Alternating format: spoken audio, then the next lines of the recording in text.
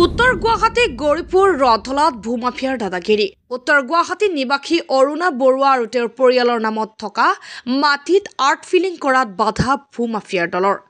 উত্তৰ গুৱাহাটী ৰাজচক্ৰৰ গৌৰীপুৰ ৰধলা গাঁৱৰ 491 নম্বৰ পট্টাৰ 866 দাগৰ 7 বিঘা ভূমিত হেনচকু ভূমাফিয়াৰ।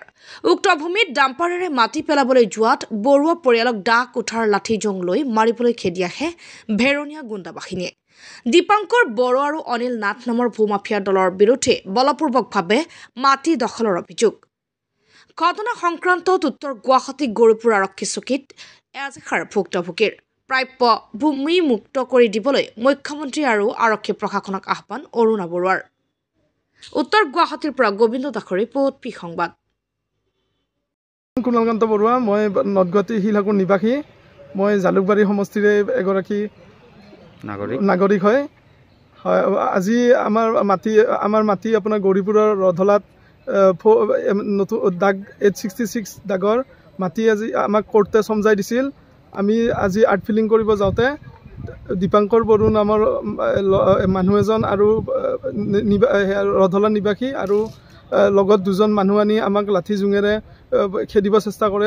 আমি পাণ কৰি পেলাই আমি পাণ বাচি পেলাই আমি আহি পেলাই পুলিচ থানাত এজাহাৰ দিওঁ, এজাহাৰ দাখিল কৰোঁ। আৰু মোৰ চৰকাৰৰ মোৰ মুখ্যমন্ত্ৰী মহোদয় মই এইখিনিয়ে প্ৰাৰ্থনা কৰোঁ যে আমাৰ মাটিখিনি সোনকালে এইটো কি আমাক ন্যায় দিয়ক আৰু আমাক মাটিখিনি আমাক কৰি দিয়ক। আৰু বৰুৱা, আমাৰ আজু ককাৰ মাটিত আমাক কোৰ্টে এখন নোট চমজাই দিছিল কোৰ্টে। তাৰপাছত আমি আজি মাটি পেলাব যাওঁতে এই দীপাংকৰ বড়ো আৰু দুটামান ল'ৰাই আমাক মাৰিবলৈ খেদি যায় আৰু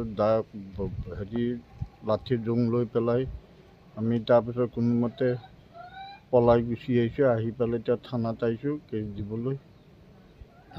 আপোনালোকৰে মাটি আৰু বলপূৰ্বকভাৱে বেলেগে দখল আমাৰে মাটি আমাক কোৰ্টে চমজাই দিছে।